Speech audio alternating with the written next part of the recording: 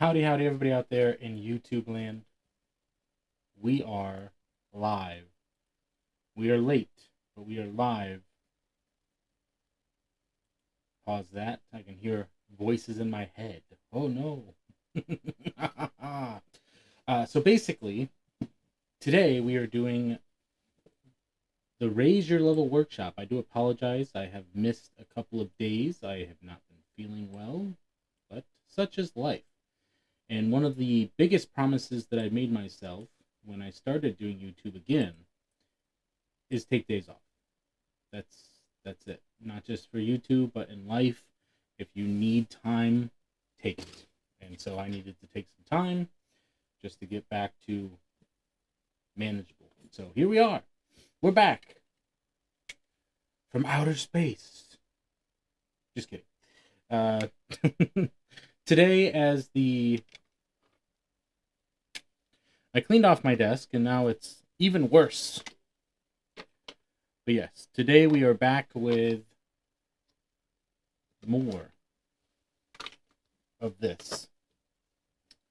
And we're going to be putting together a set list and what that would look like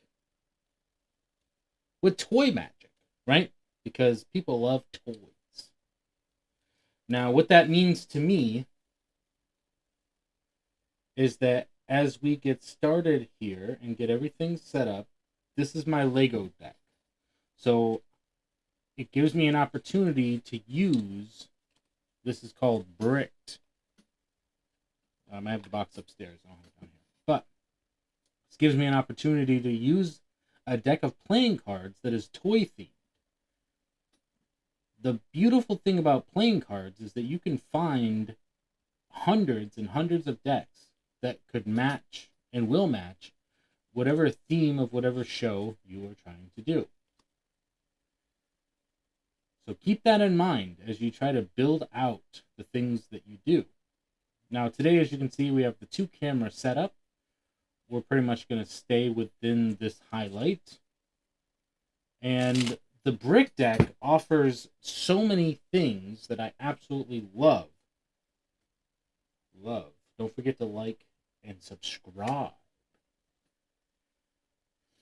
It comes with about 5 or 6 different tricks in and of itself, not to mention the fact that it is a deck of cards. So it's absolutely beautiful. It comes with something else that takes it to the highest level. Now, I carry an Omni deck with me almost every single day in one fashion or another. And basically what that is a deck switching device. Not that it in and of itself switches the deck, but that it makes the deck turn into something else. And that's a theme that I like to follow, whether I do an adult style show with my 8-ball and my Omni deck versus the Lego wand. Instead of for instance, if I were to take the Lego wand with my wallet, I would go to my back pocket. I would have this in my pocket like this. I bring the wallet out, something like that. I open up the wallet, and then I pull out the wand. So it gives you, it's the same moves, it's the same technique, it's the same tricks. So I can perform them for an older audience or a younger audience using things that they would recognize, whether it's a ball or a wand. I use the wallet as the entry device because whether you're a kid, I can do the full routine with the wallet and show you the different colors. Yeah, this is a black, oh, sorry, this is the brown wallet. Sorry about that. I keep getting that confused. Just like we have a red card here. Now, if you were to take the red card, yeah, you could take that red card, and if we can get it out, it's been in here for quite a while. If you could take that red card and you could put it on the wallet like this, it might actually start to look red. Now, we could do something with the card in a second. I want you to think about a card. Yeah, think about any card that would be in the deck, and then once you've thought of a card, you can say the card. For instance, Alexa, pick a card. Your card is the 9 of hearts. The 9 of hearts. So let's go ahead and get started. with the 9 of hearts. And as you can see, this is a winner winner every time for all of the cards are on there. Now, I do have a change up for that. I don't have it on this phone, but I had it on my old phone. And it's an app that lets me introduce my phone as well. We're talking about the full setup of everything that we do here on the channel, the set list. What do we carry with us, right? So for instance, what it would let me do is I'd say, Alexa, pick a court card. Your card is the 7 of hearts. Well, it's not going to do that, but that's fine. Basically, what you would do is this. I could use this in a couple of different ways. I'm going to give you the scoop here. So it's a card reveal on the phone, like a scratch-off game, right? But it only does court cards. So if I were to do this trick and I have you pick a card, and let's say you pick the 9 of hearts, great, that's fine. And I'd say, okay, well, why don't we, we picked a number card, why don't we make it even more interesting and go with a court card? So then you pick a court card, and I say, I actually have that on my phone right here. And you reveal it just by wiping your fingers across the phone, or you have them slide their fingers across the phone. You don't need to reveal the whole thing. You just need to reveal enough of it that they get the idea that it's the card that they selected. Now, what if they chose a court card on here? You're like, well, it would be interesting if I could actually make your card appear. So instead of switching to the court card, they've already selected one. So now you'll say, you know what? This is kind of a one of those things that makes you feel good, right? Everybody's a winner because all the cards are on here. But I did in fact know that was the card you were going to pick because I actually saved it on my phone before we got started, and it's already on the table. It's already open, and the screen is black, so it looks like it's locked. So all you do is you double tap where you want to do the reveal, and then once again you do the reveal. So now you're just doing like a not equivoque-ish. You're basically forcing the court card. So it's a great way to introduce the phone, especially if you're going to be doing other phone magic. There are other apps that I want to get on there. I used to have it on one of my older phones, which allowed me to produce objects from the phone or to put the object onto the phone digitally. So I can't find that app anymore, and the one I did find was $5, so I haven't got it back. But this card sits in the wallet, and that's where that lives, ready to go. So this wallet actually does about 4 different things. Let's talk about it. It does a color change, which we're talking about color. Everything that I have is about color, right? It produces an object, something that shouldn't be in there, an impossible object shouldn't be in there. It's got a card trick built in. Now, it does have 2 slots, and I use this for my everyday wallet. But the reality is I could take this out and put an actual magic trick in there. If it's some sort of index or credit card magic, if I could find actually, I do have an idea for some tricks that I could put in there that pack really flat, and then I could make it big, and I could keep the index or the billets in there for that. But this wallet definitely isn't going to be an everyday wallet with only 2 slots, and those slots, they can hold pretty decent, but once it's closed, there's a mechanism in here that requires this. I'll just show you because we are 10 minutes into this live stream, so if you were watching, I completely forgot. Audio is working, so that's a plus. Let me jump over here to make sure, 1, that we're live, because monitoring, but 2, here we go. See if anybody's on and make sure the chat is up and running. So I do apologize for that. So I do apologize for anybody who was on. I have had that happen in the past where somebody was actually watching and I completely missed it because I was just talking and talking. So for anybody who is jumping on, the purpose of today's live is we're talking about building a set list with toy magic. And there we go. Okay, so we've got our chat ready to go. Our sound is working pretty good. I think you can see everything just fine. So it's red and green here. So look at that. There's a pop move here, which allows something like that to happen because then the wallet changes back to its original state. So that stays in the pocket. it introduces and it transitions and it has so many different things that works into it. For instance, let me bring out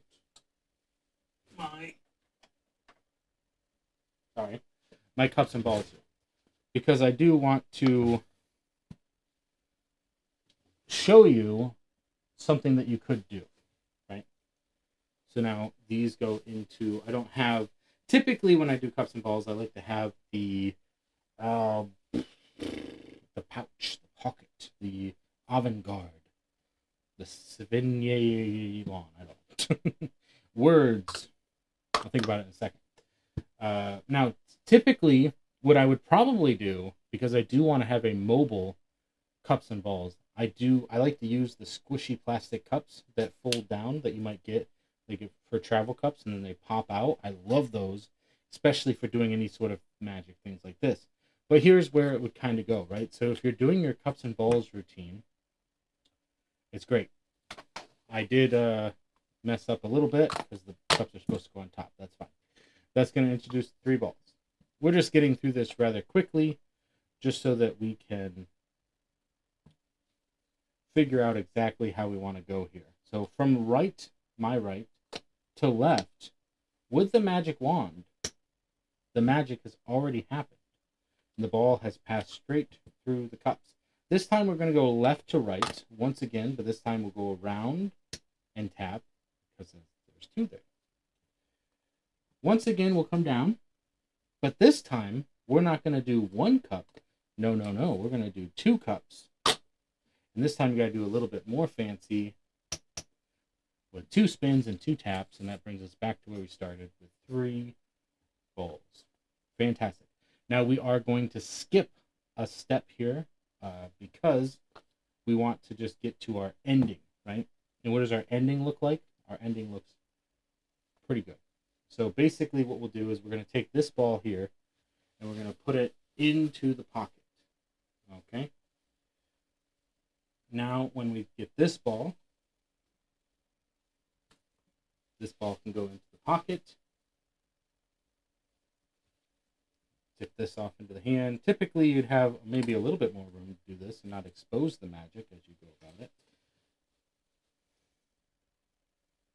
And the last one, again with a little bit more room. Well, misdirection as you toss the ball off the table. So now these aren't the typical cups that I use, but here's the thing. It does set you up for something even more amazing when you show how many likes and how many subscribers and just how many amazing things that you can get when you've got amazing people out there watching your stuff, right? Now, like I said, sometimes the hearts, they don't fit under the cup properly.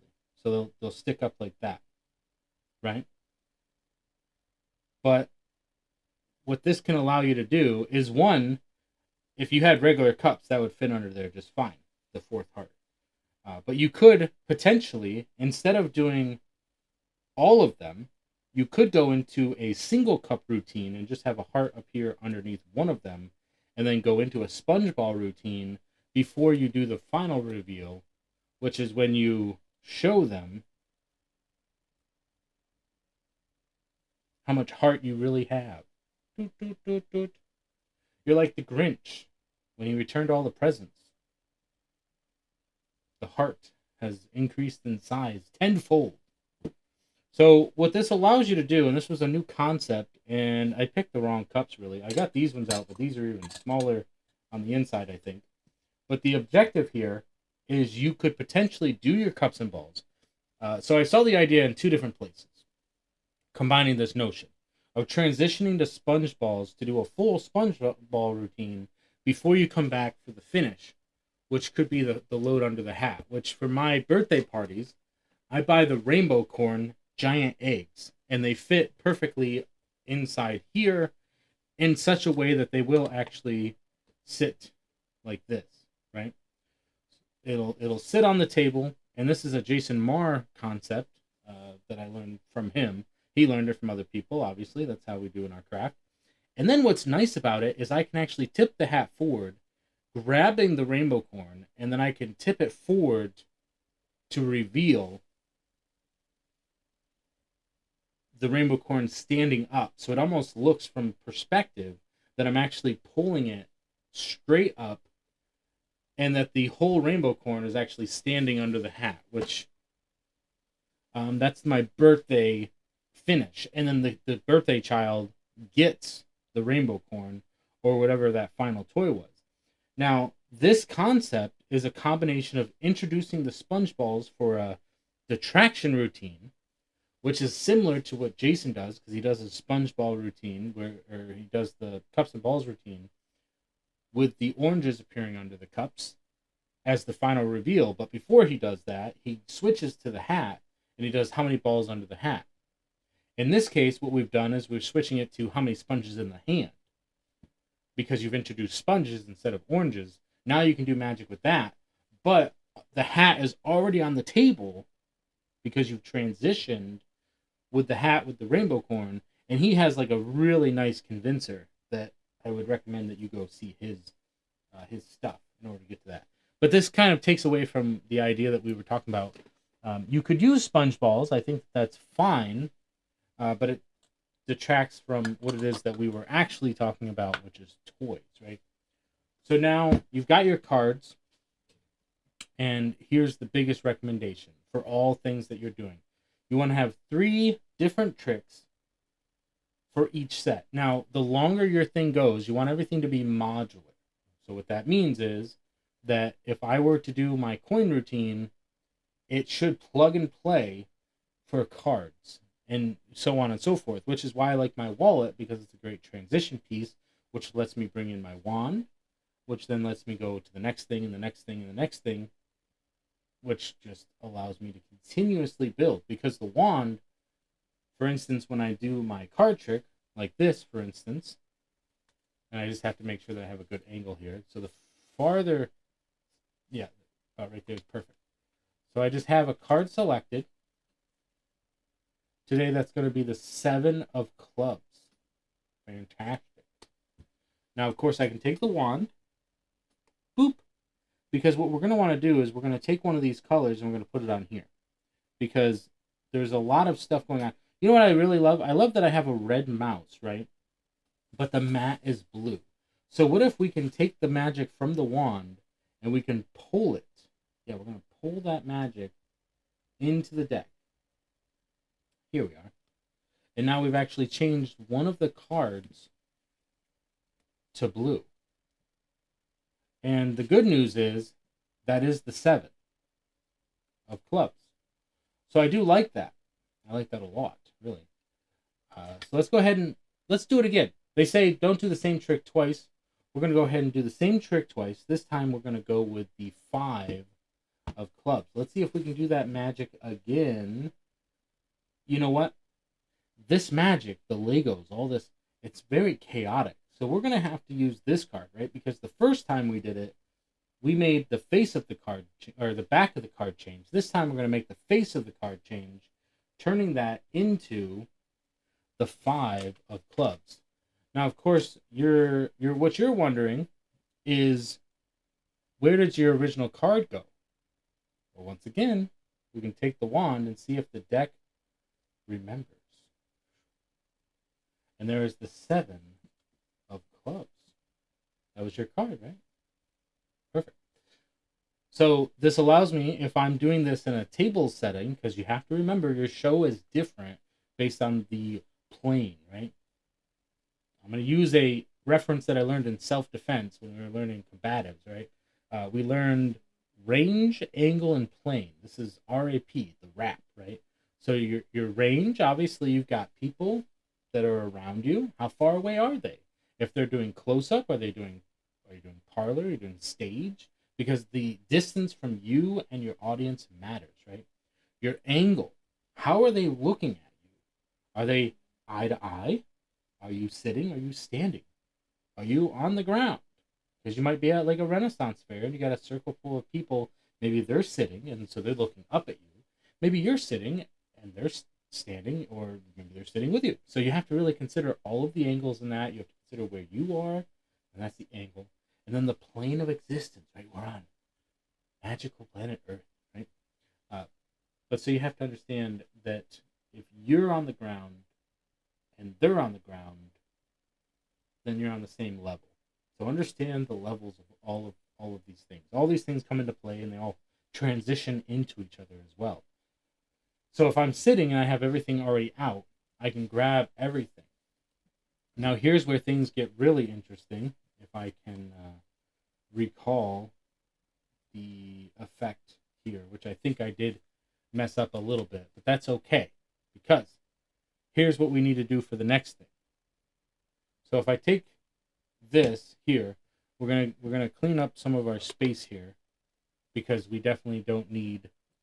Let's see here. This is very sloppy. I'll tell you what, it's very sloppy. But have everything prepared, right? So you've got this card here, which is blue. You've got this here that's like that.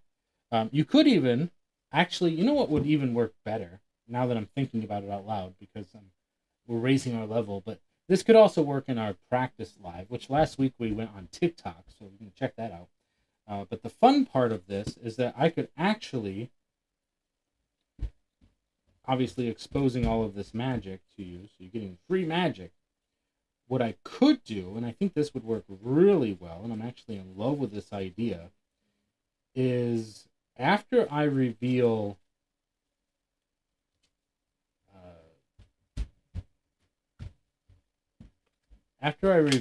this, right? So I come out with this, and then I boop, like have this across here like this, so it kind of still looks like it.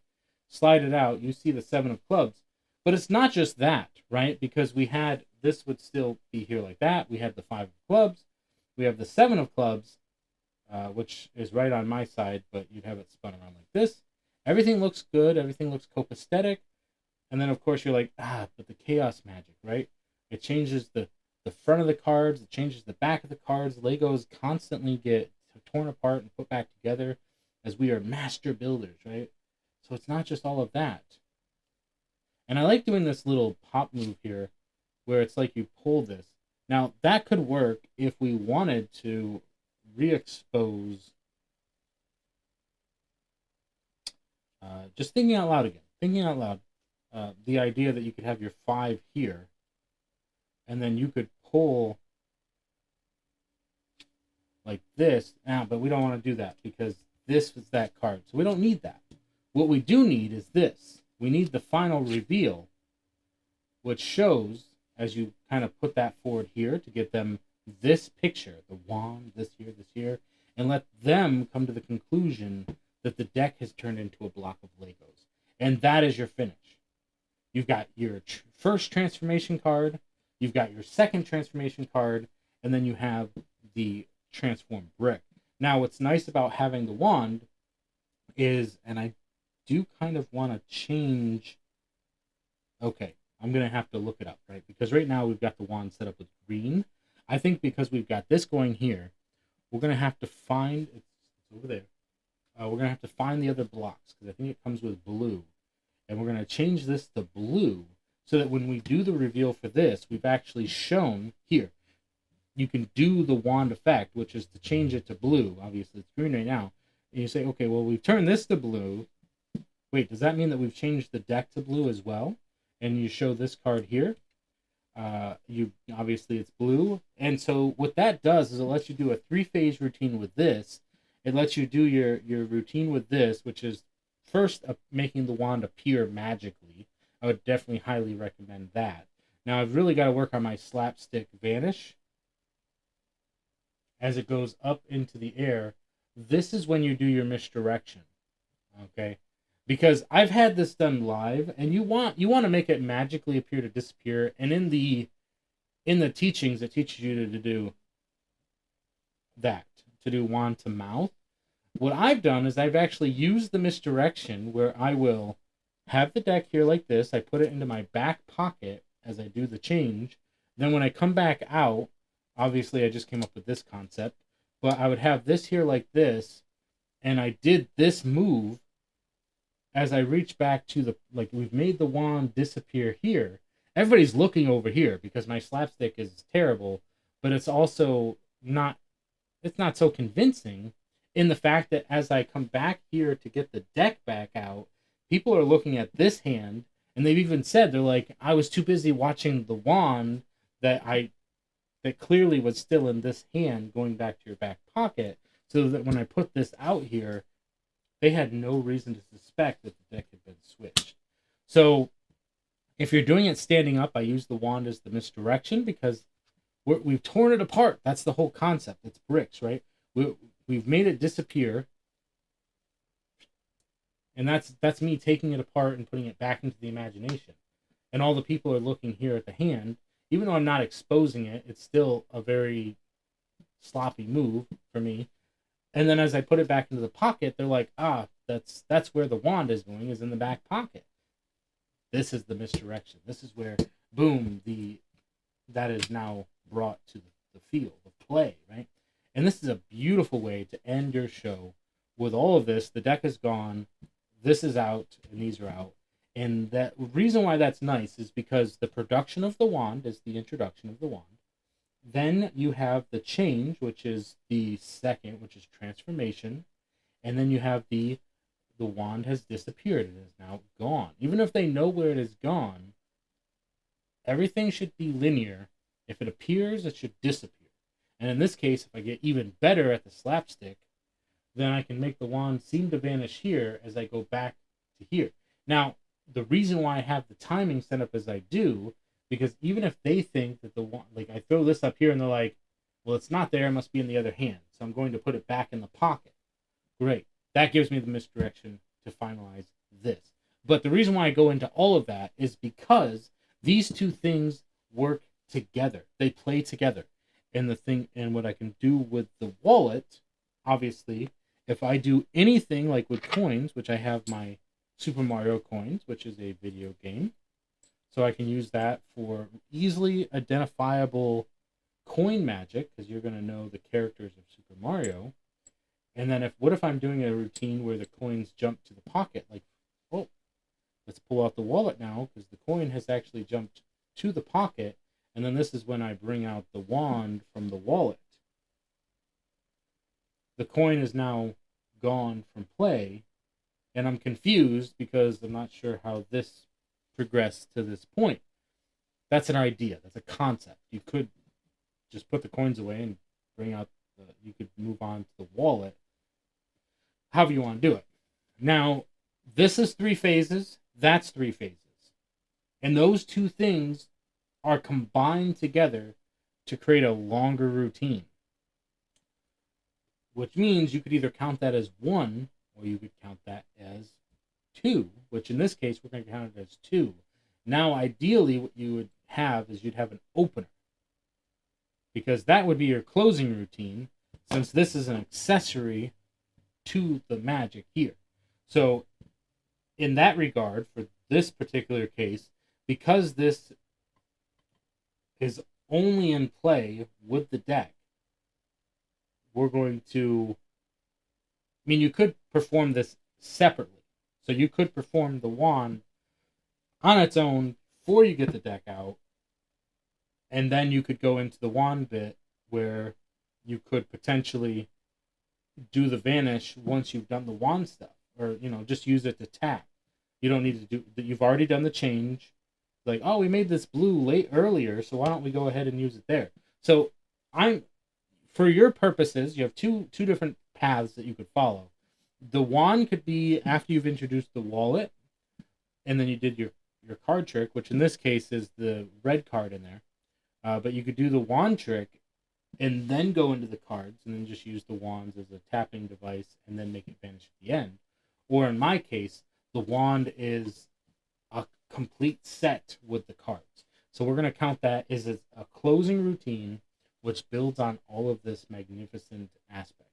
So now that we've talked about the closing device, we're going to go and talk about the opening device. Now, you can do pretty much anything that you want as an opener, And here are the criteria that you need in order to make an opener work, in my humble opinion, as well as a lot of other people.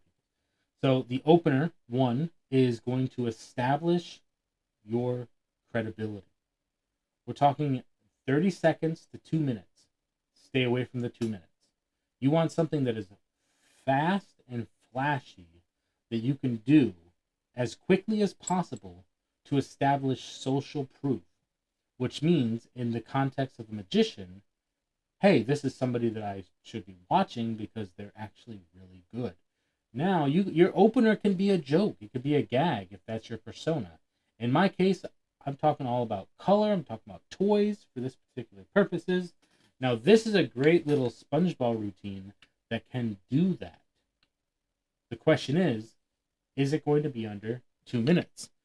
And the other question is it readily identifiable? Or could you potentially do Rubik's Cubes? See if there's anything else out here that I have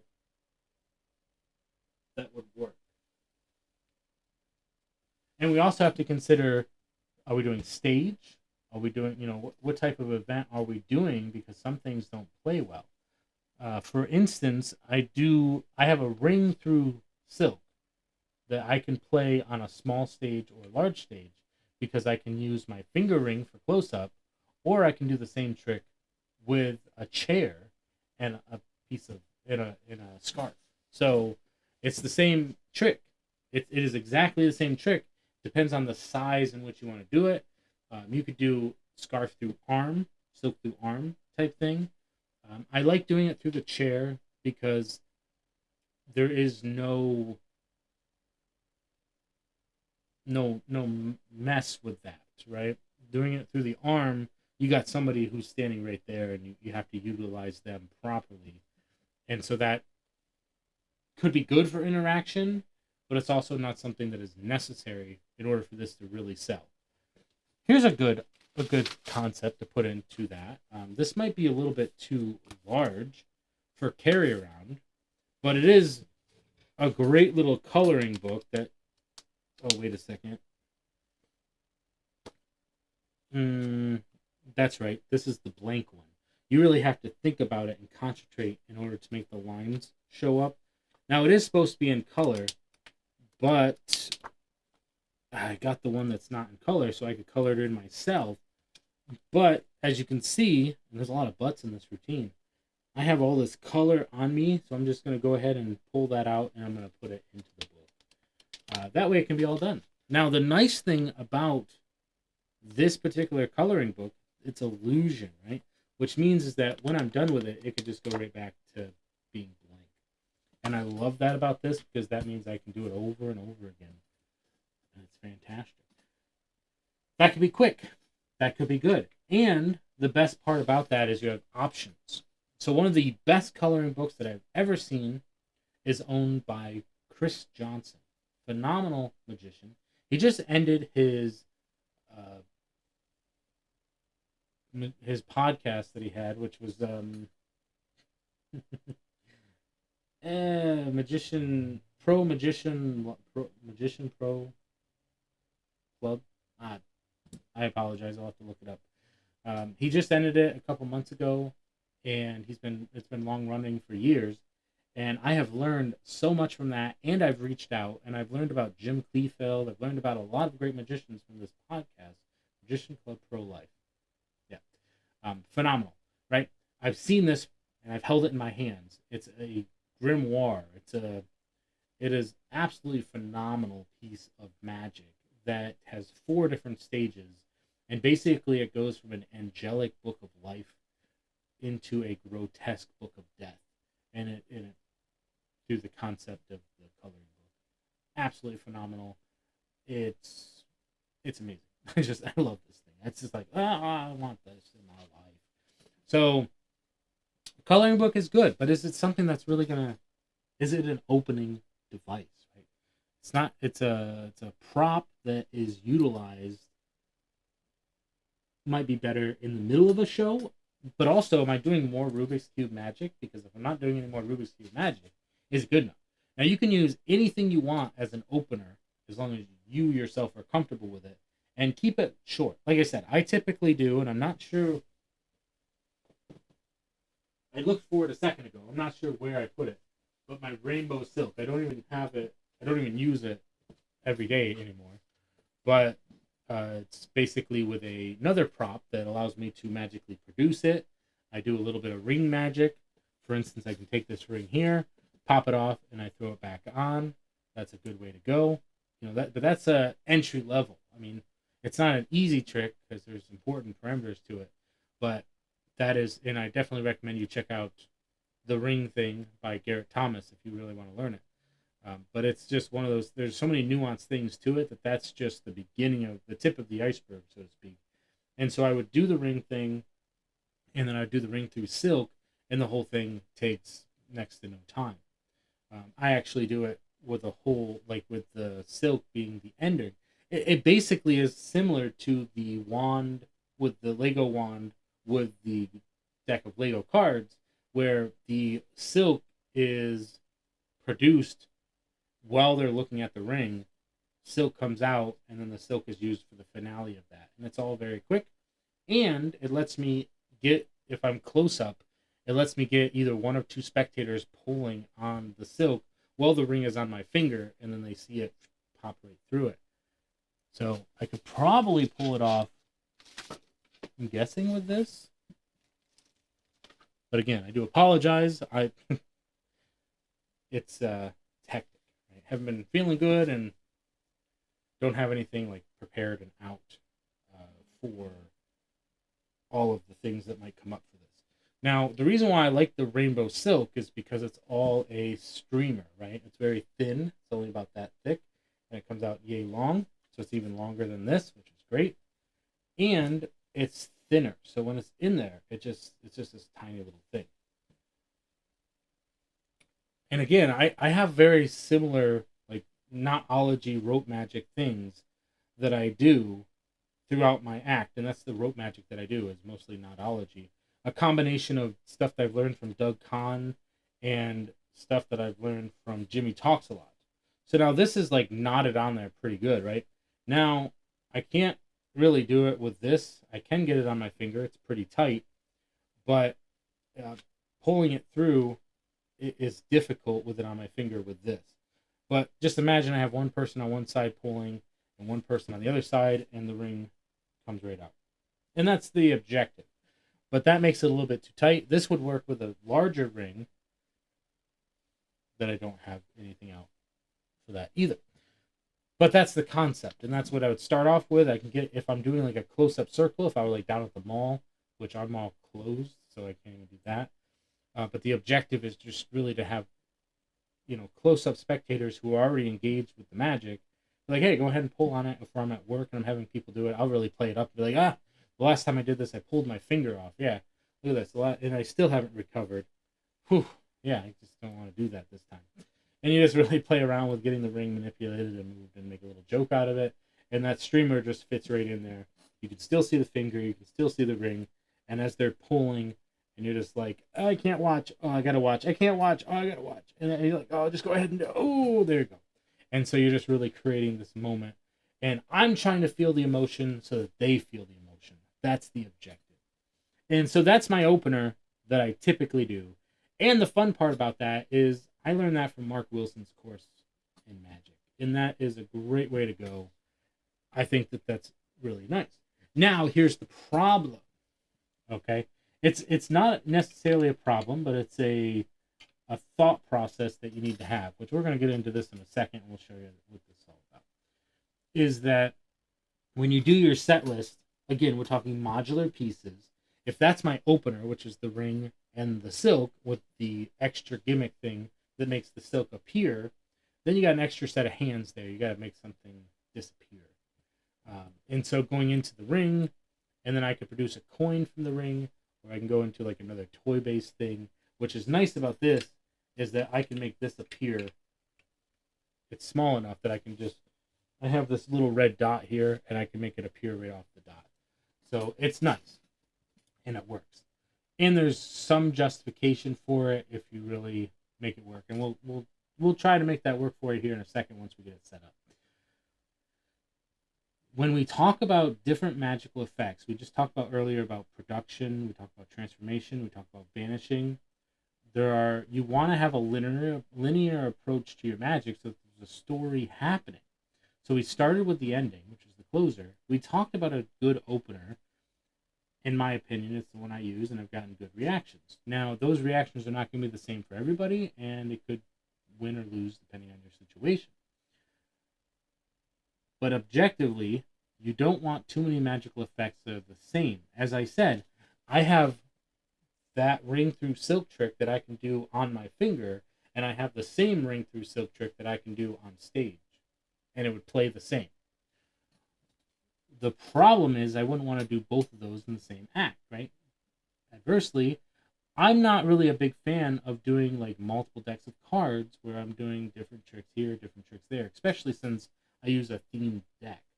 So the chances of me, if I'm going to do like an invisible deck or something like that, I would probably have a different setup, which obviously is not part of my toy set, but I would do two of the same decks or a red and black or red and blue, because those are the most recognizable decks of cards. So then I can switch them out, or I can do this, and I have options if you're gonna do, and it distinguishes them separately. So there's ways to get around that. So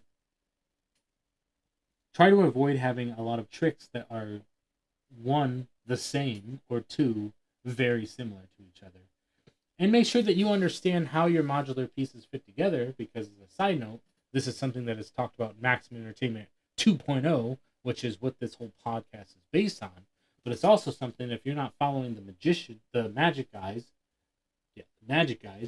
Josh, Nick, and Douglas Kahn, they just talked about last night.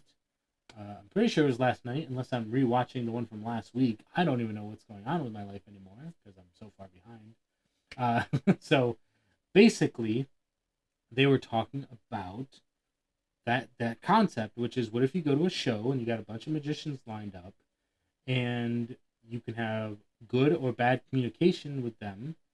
And Ted Weber recommends, from Maximum Entertainment, recommends that you share your set list so that you're not copying moves. What if you have a signature move and it's the same trick that they do? Because we should be diversifying the magic that we're doing to make it look as different as possible.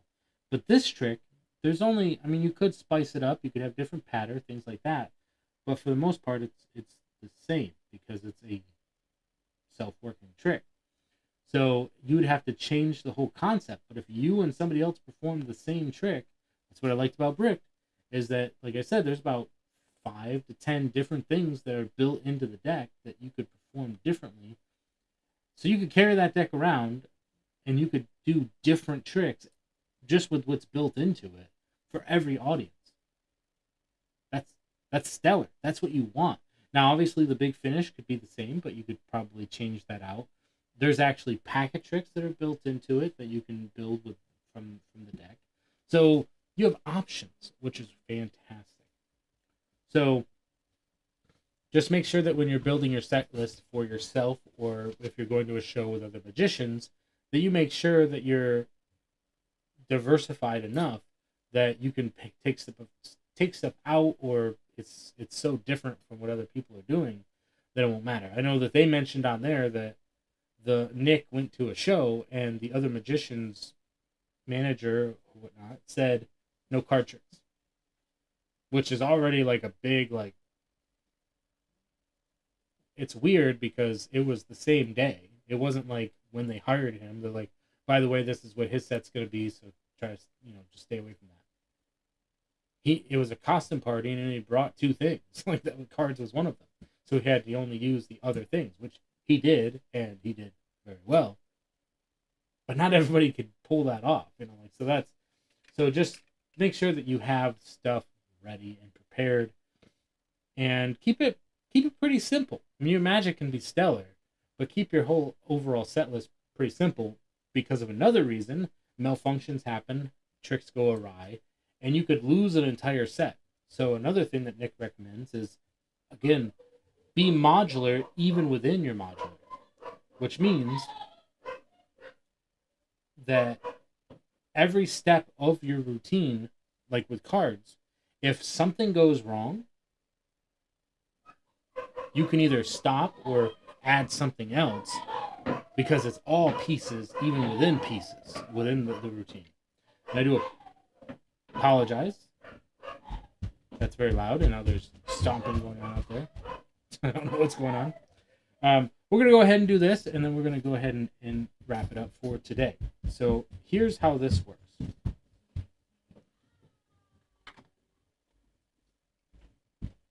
Nope, that's not right. Let's see. Blue, yellow.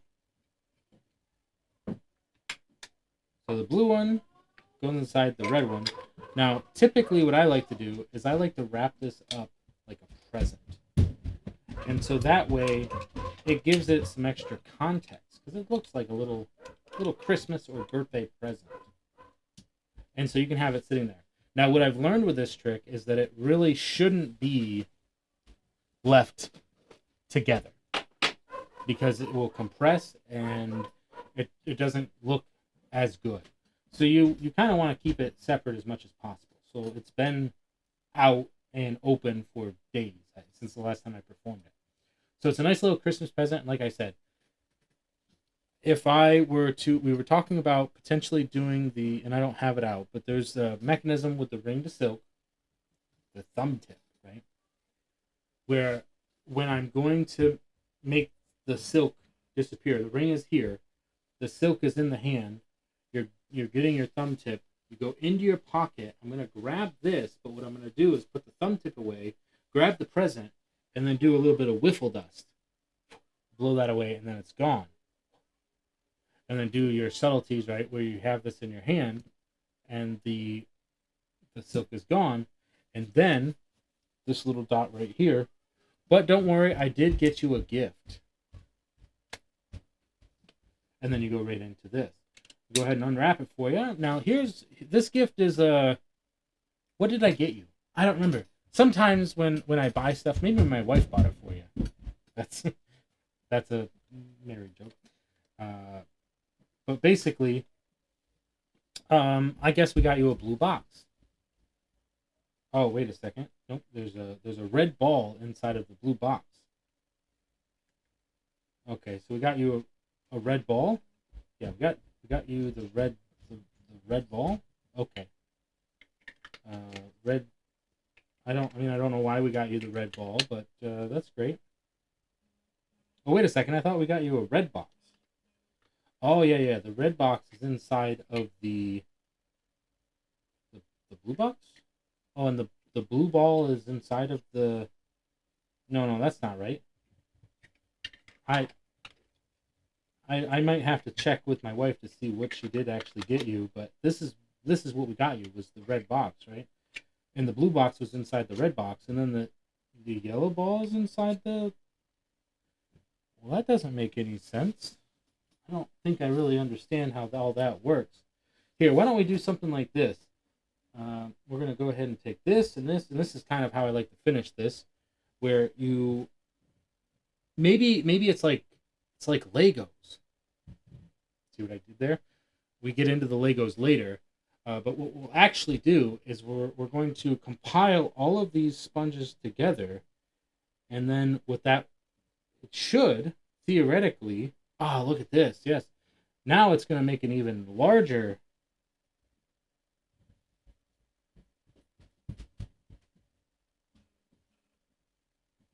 Yeah, so you could do that. You could make the heart there like that, or with the original concept is this.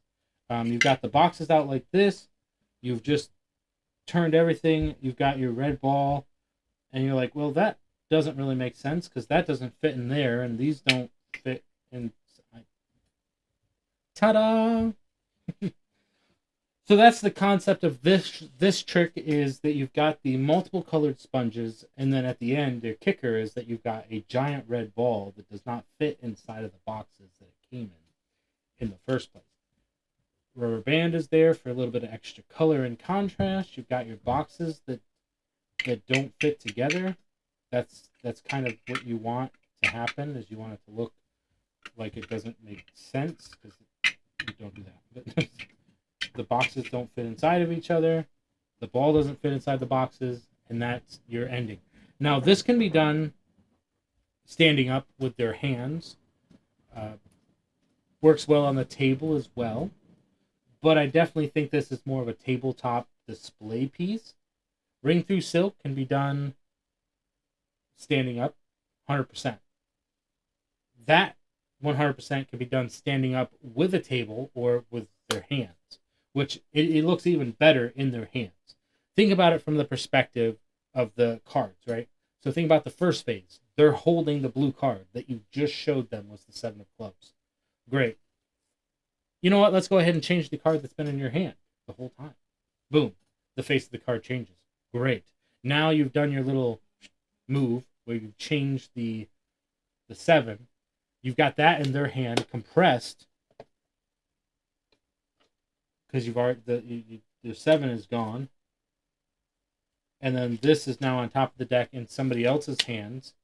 While the other guy's doing the reveal, you make the wand disappear, and you've already done this move, and then you just go ahead and lift that up, and you say, oh, well, they've rearranged themselves to have your card there. Let me go ahead and see that. And as you draw their attention away, you wait for them to see this, for the brick to set in, and they don't notice. So that can all be done in the hands. This one is definitely more of a tabletop. Could be done in the hands, but this is definitely not to me, this is a better standalone trick because you could do all of this by itself. You could do it as part of a bigger routine, but I highly recommend just doing that independently. So what would our middle structured piece be? Where is my notebook? Thought I had it out over here. I may have put it on the shelf somewhere because I gotta find. I got my weights rolling around here. Weight. The weights are rolling around. Thought it was here somewhere. I may have put it into the case. Oh. I'm in there. Oops. I have extra cards in there from my Magician's Club meeting.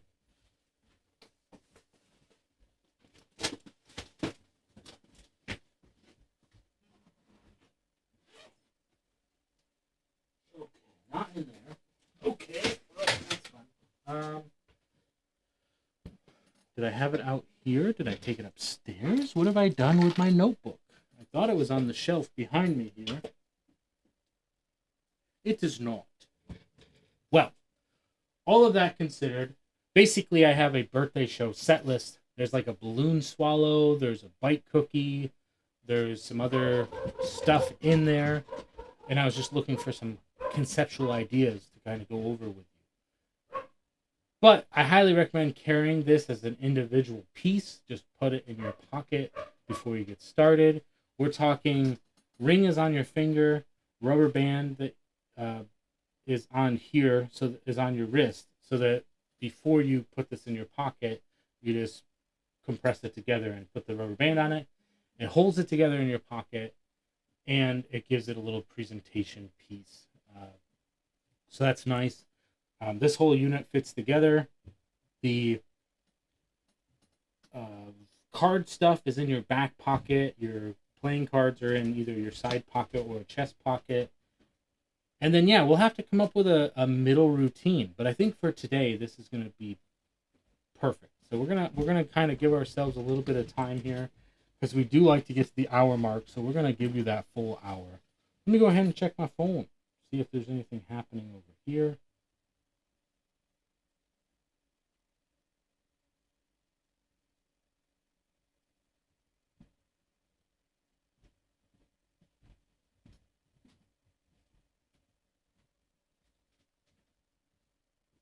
Yeah, we're basically, we do still have 5 minutes. Let me see if I can find the notebook. I am here. Just go ahead and put some comments in the description if you're watching the stream. and we're going to go from there. Usually I have it over here on the shelf, over on this shelf over here if necessary.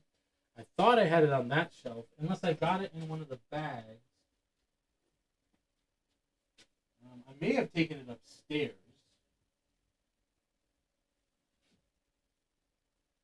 I just don't seem to remember offhand what I've done with it.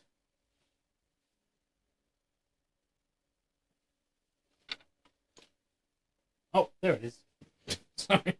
It's sitting right here on the shelf that's right in front of my face. It's just covered by a bunch of stuff. All the stuff that I was using today, pretty much.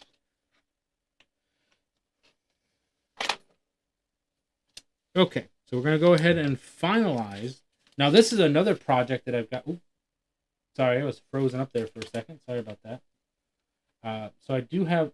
Why do I keep freezing up? What is happening?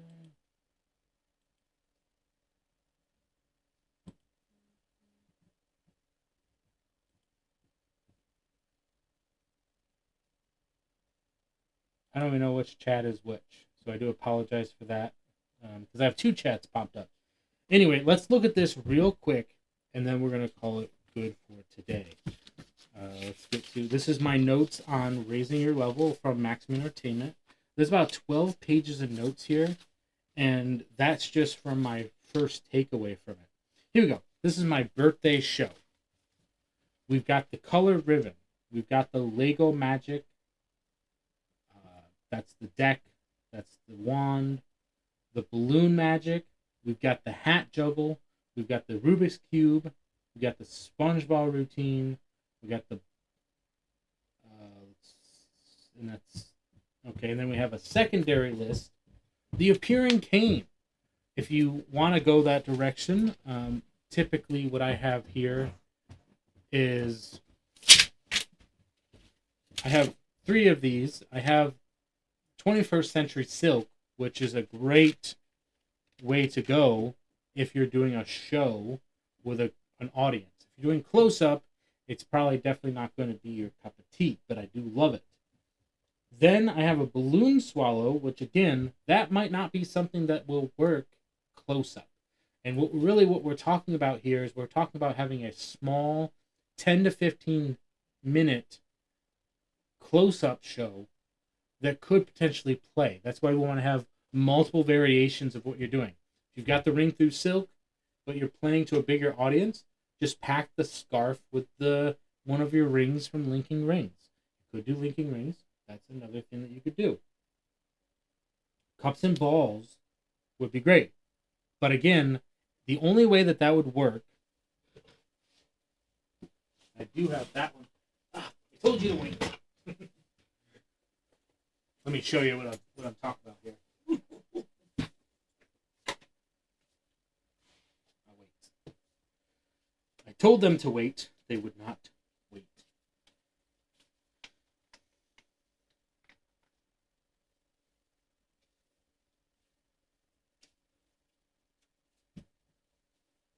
And now I have to do some weights. Whoa, whoa, whoa, whoa. Okay, that's enough. Yes, back to it.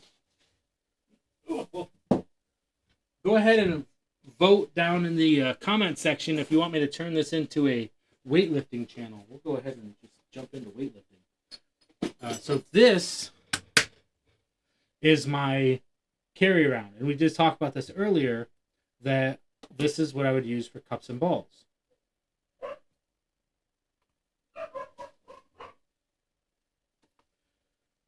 You can load into that, and at the end, it packs flat, and it's gone, and it's a cup. And my objective that I want to do is this is the bowl, which is great, right? Let's say you're at the Renaissance Fair, and you need to put something in the bowl.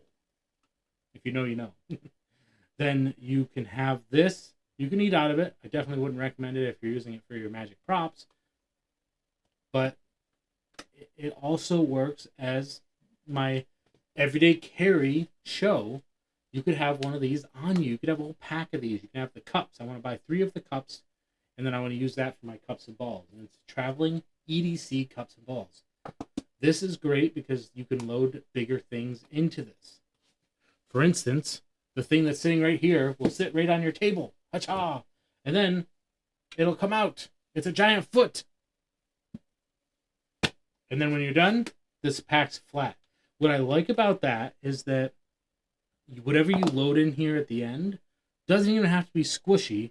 It could be, for instance, let's say you're going to load this into here like so.